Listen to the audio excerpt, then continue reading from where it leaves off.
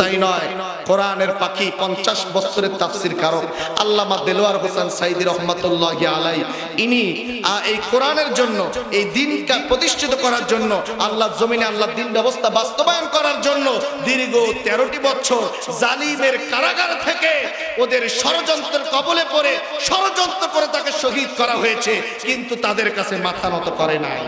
কারণ আল্লাহর দিন কায়েম হলে নামাজ তখন বাধ্যতামূলক হবে, রোজা বাধ্যতামূলক হবে, হজ বাধ্যতামূলক হবে, যাকাত বাধ্যতামূলক হবে, পর্দা বাধ্যতামূলক হবে, ধর্ষণ থাকবে না, চুরি থাকবে না, ডাকাতি থাকবে না, টেন্ডারবাজি থাকবে না, দুর্নীতি থাকবে না, সিন্ডিকেট থাকবে না, সব কিছু বিদায় নেবে।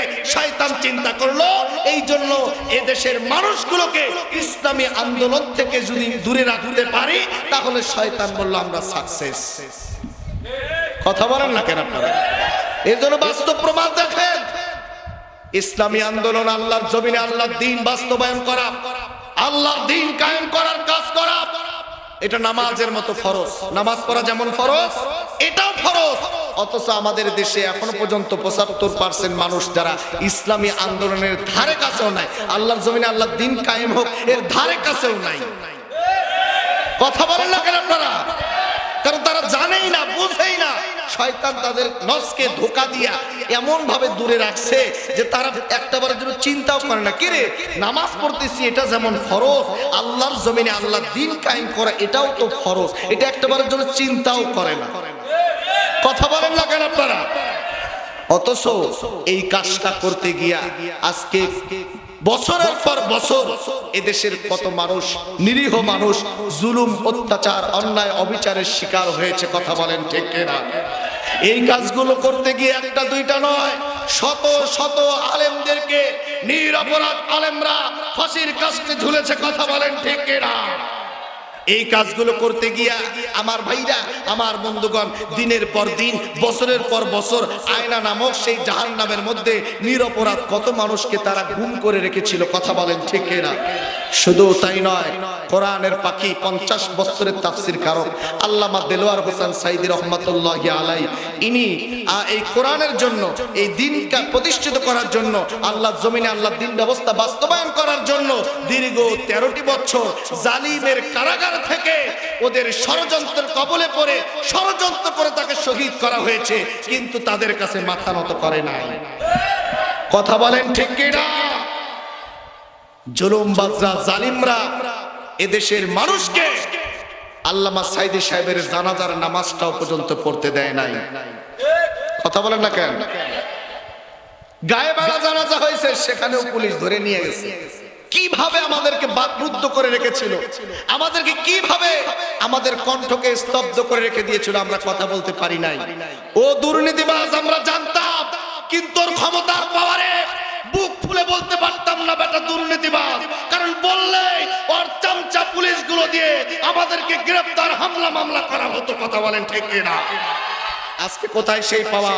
আল্লাহ পাক মুহূর্তের মধ্যে মাধ্যমে দেখিয়ে দিলেন যে বেশি বার বাড়তে, বেশি বার বাড়া, বেশি জুলুম আল্লাহ তাআলা সহ্য করেন না। এতটাই জুলুমের শেষ পর্যায়ে চলে গিয়েছিল, আল্লাহ তাআলা মুহূর্তের মধ্যে এমন ভাবে জুলুমবাজদের পতন ঘটালো, ইতিহাসে যুগ যুগ ধরে এটা লিপিবদ্ধ থাকবে, ইতিহাস হয়ে থাকবে। কথা বলেন ঠিক কিনা? এই জন্য সাবধান, আগামীতে যারা ক্ষমতায় আসবেন বা আসার স্বপ্ন দেখছেন বা আসতেছেন বা আসবেন, আসার ইচ্ছা আছে, বিগত 15-16 বছর এই জুলুমবাজদের কাছ থেকে শিক্ষা নিয়ে আগামীতেও যদি জুলুমবাজদের মতো আপনারাও হন, আপনাদেরকেও এই দেশের মানুষেরা বিতাড়িত করে পালায় যাইতে বাধ্য করবে। কথা বলেন ঠিক কিনা? এজন্য সাবধান, এটা আমাদেরকে শিক্ষা নিতে হবে। আমার ভাইরা, বলতেছিলাম আল্লাহর জমিনে আল্লাহর দ্বীন ব্যবস্থা, দ্বীন কায়েম করা এটা ফরজ না নফল? জোরে বলেন, জোরে বলেন। এটা ফরজ, এটা মানতে হবে। আর শয়তান এটাকে ধোঁকা দিয়ে রাখছে, নফস। এইজন্য আল্লাহ রাসূল সাল্লাল্লাহু আলাইহি ওয়াসাল্লাম বলেছেন, আল কাইয়্যিসু মান দারা নাফসাহু ওয়া আমিলা লিমা বাদাল মাউতি ওয়াল আজিজ মান আতবা নাফসাহু হাওয়াহু ওয়া তামান্না আলাল্লাহ। রাসূল সাল্লাল্লাহু আলাইহি ওয়াসাল্লাম বলেন, তোমাদের মধ্যে যে ব্যক্তি নিজের নফসকে নিয়ন্ত্রণ করে, নিজের নফসকে কি করে? নিজের নফসকে নিয়ন্ত্রণ করে এবং মৃত্যুর পরবর্তী জীবনের জন্য কাজ করে, তারাই হচ্ছে দুনিয়াতে একমাত্র কেবলমাত্র বুদ্ধিমান ব্যক্তি। জোরে কোন সুবহানাল্লাহ। আর একটু জোরে বলেন সুবহানাল্লাহ। আমার ভাইরা, আমার বন্ধুগণ, খুব মনোযোগ দিয়ে শুনবেন। আমার আল্লাহ পাক রব্বুল আলামিন নফসকে যদি নিয়ন্ত্রণ করতে পারেন আপনি, তাহলে সাকসেসফুল হয়ে যাবেন। ভাই গো, যেইভাবে সাকসেসফুল হয়েছিল সাহাবা ইকরামগণ, ভাই গো, সাকসেসফুল শুধু দুনিয়ায় নয়, আখিরাতের জন্য তারা সাকসেসফুল হয়ে গিয়েছিল। আমার আল্লাহ পাক রব্বুল আলামিন ডাকতে বলেন, উলাইকা আলা হুদাম মির রাব্বিহিম ওয়া উলাইকা হুমুল মুফলিহুন।